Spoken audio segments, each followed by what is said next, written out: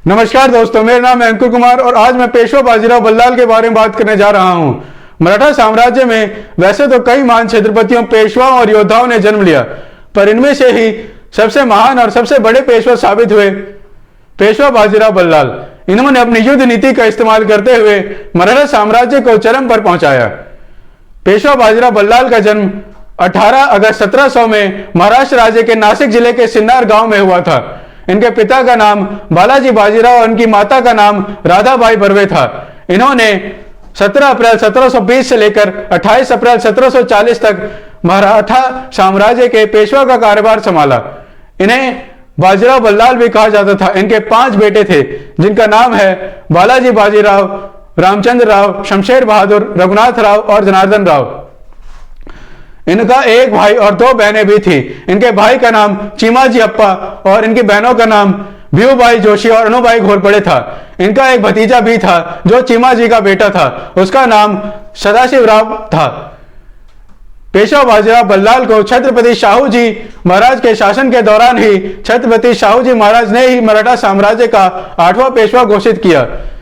पेशवा बाजीराव मराठा साम्राज्य के 7वें पेशवा और अपने पिता बालाजी विश्वनाथ के साथ युद्ध पर बचपन से ही जाते थे।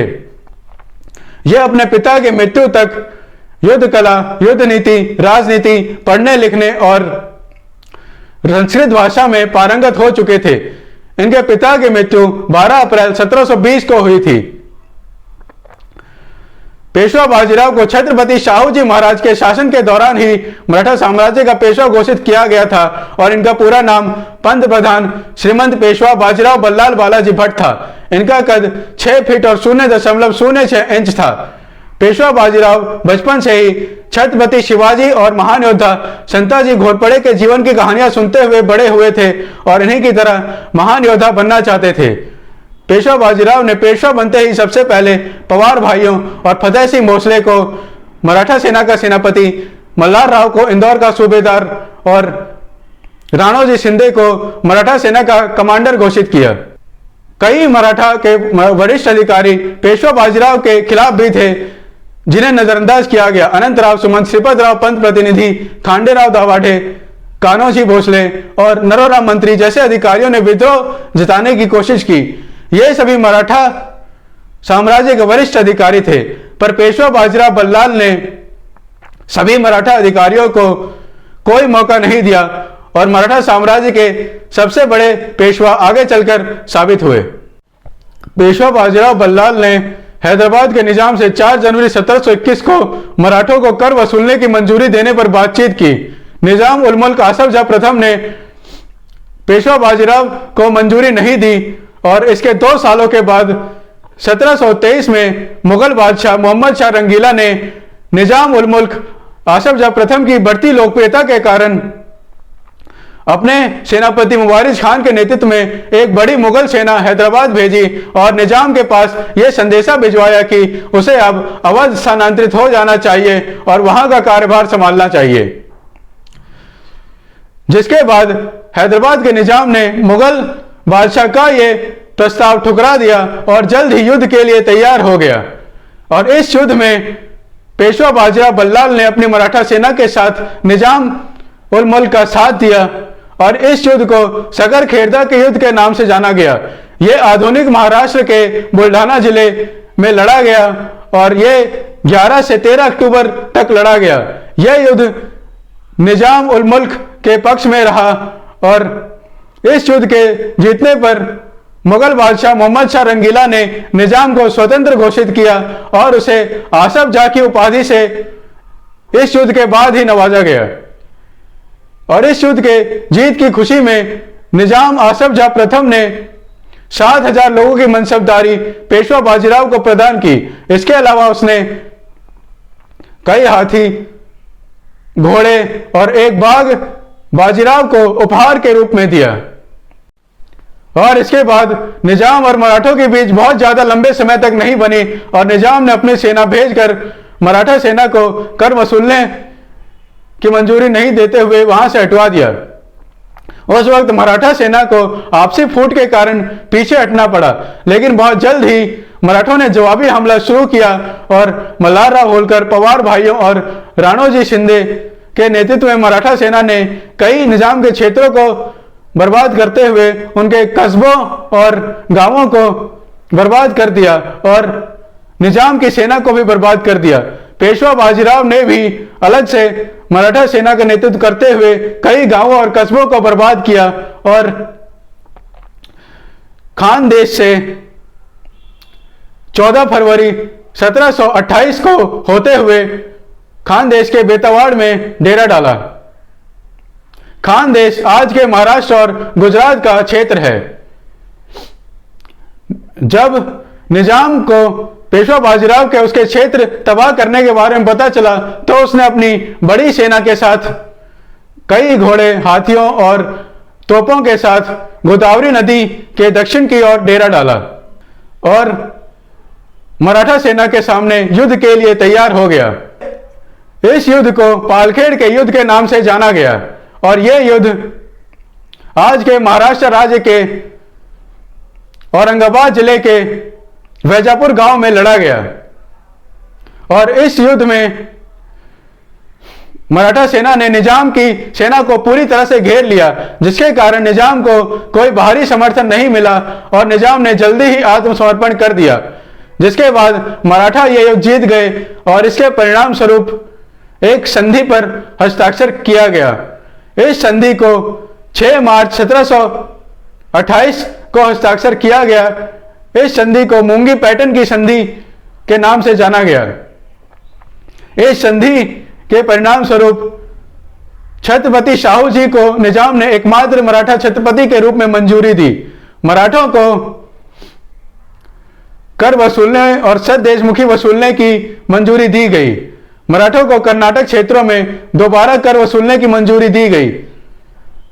बचा हुआ राजस्व छत्रपति शाहू जी महाराज को दिया जाना तय हुआ।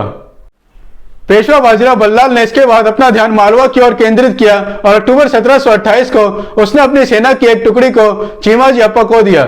चीमाजी अप्पा मराठा सेना के उप पेशवा थे। वहीं दूसरी ओर मुगल बादशाह मोहम्मद शाह रंगीला ने अपने फौजदार गिरधर बहादुर के नेतृत्व में मुगल सेना भेजकर उसे मालवा का राज्यपाल नियुक्त किया। पेशवा बाजीराव बल्लाल ने भी अपने फौजदारों मल्हारराव होलकर और उदाजी पवार की मदद ली और मुगल क्षेत्रों को बर्बाद करते हुए नर्मदा नदी के दक्षिणी तट पर पहुंच गया। 29 नवंबर 1728 को चीमाजी अप्पा की मराठा सेना का सामना गिरधर बहादुर और उसके भाई दया बहादुर की मुगल सेना से हुआ।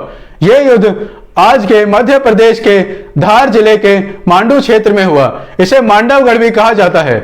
इस युद्ध में चीमाजी अप्पा की मराठा सेना की विजय हुई और गिरधर बहादुर और दया बहादुर मारे गए।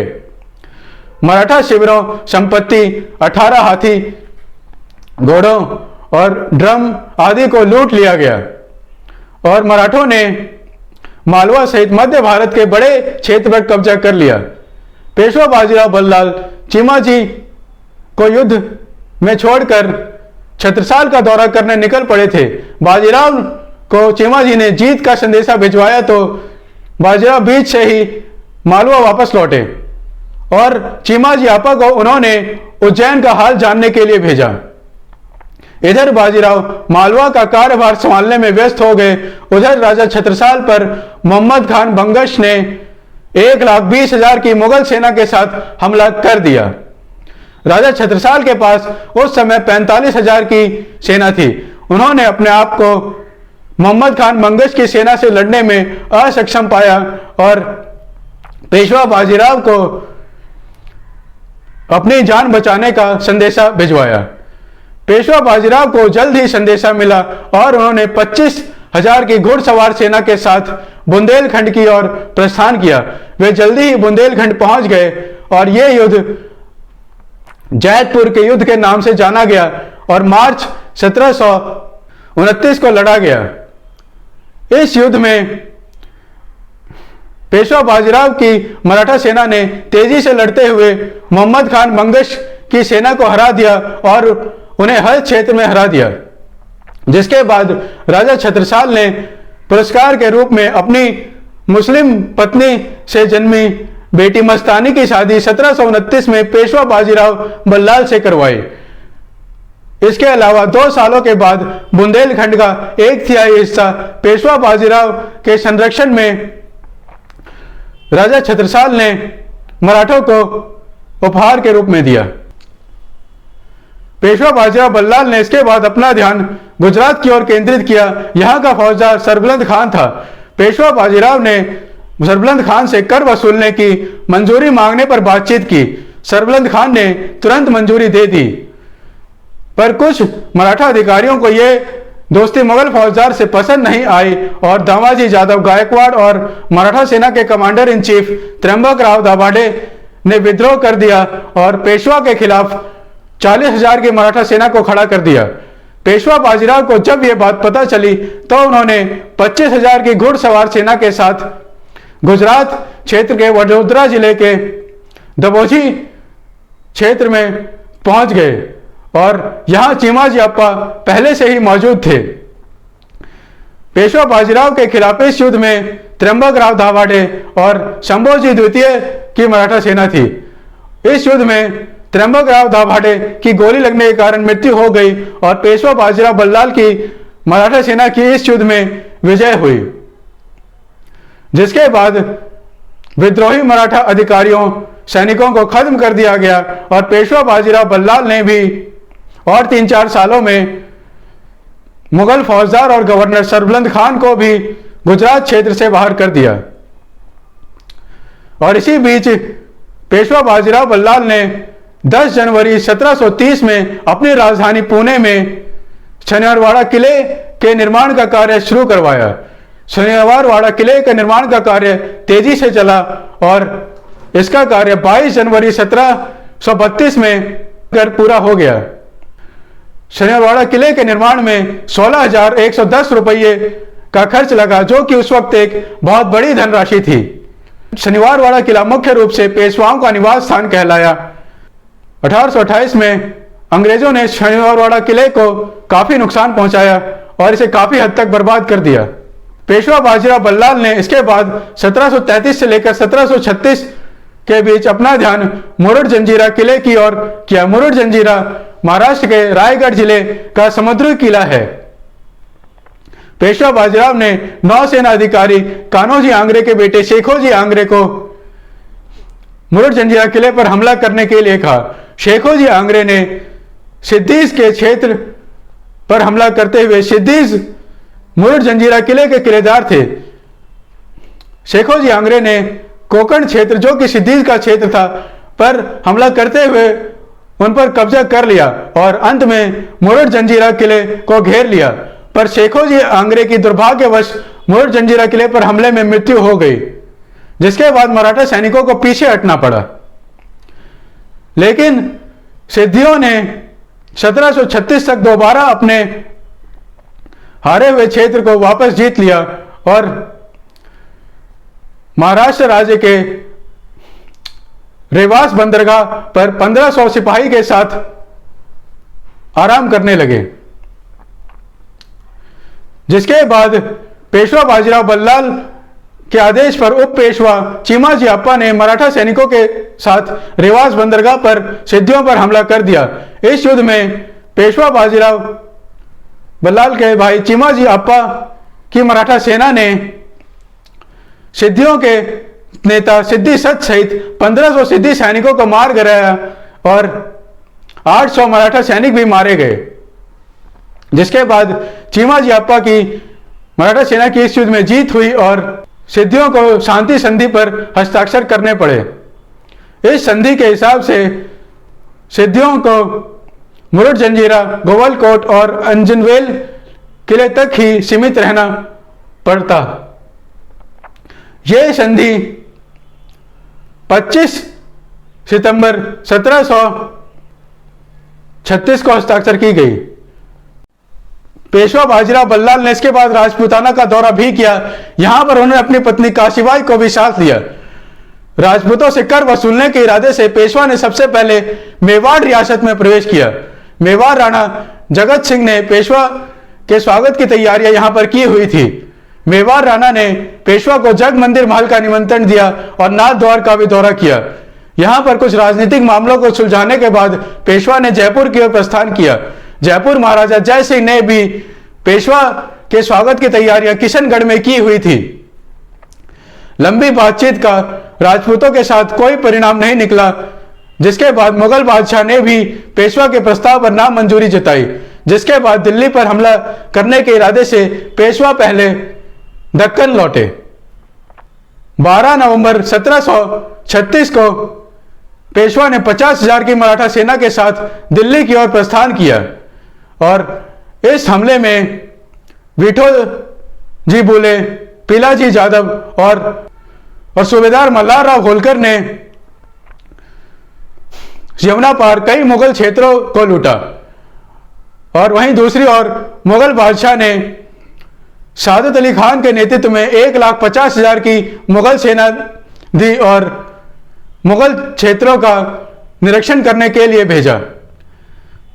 पेशवा बाजीराव बल्लाल ने 28 मार्च 1737 को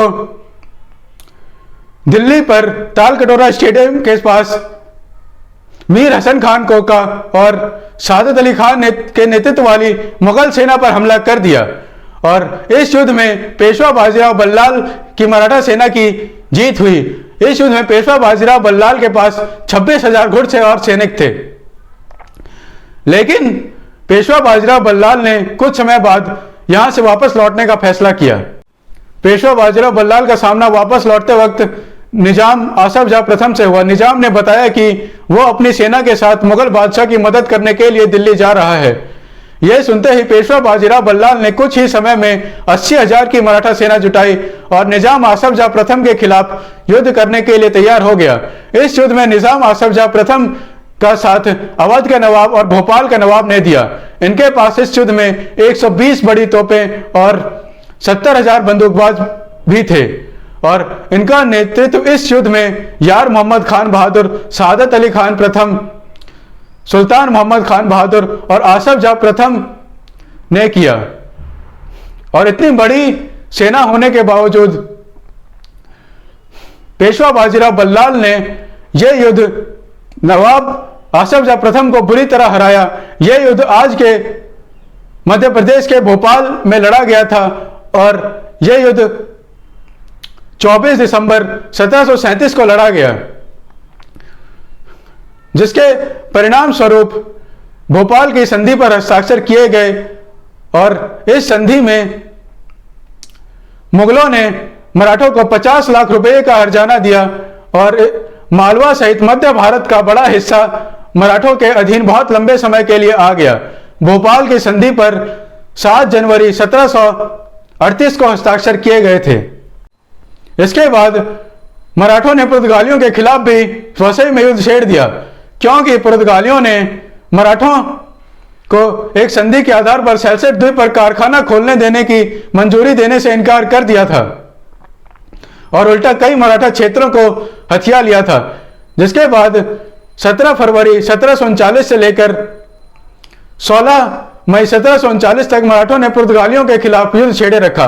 इस युद्ध में पिंडारियों ने मराठों का साथ दिया और पेशवा बाजीराव बल्लाल के आदेश पर चीमाजी आपा, मल्हार राव होलकर, एसजी राव सुरशिंगारपुर, राणोजी राव शिंदे और खांडे राव होलकर जैसे अधिकारियों ने मराठा सेना की कमान संभाली और इस युद्ध में मराठों के पास 40,000 पैदल सैनिक, 26,000 घुड़सवार सैनिक, 5,000 ऊंट और 50 हाथी थे।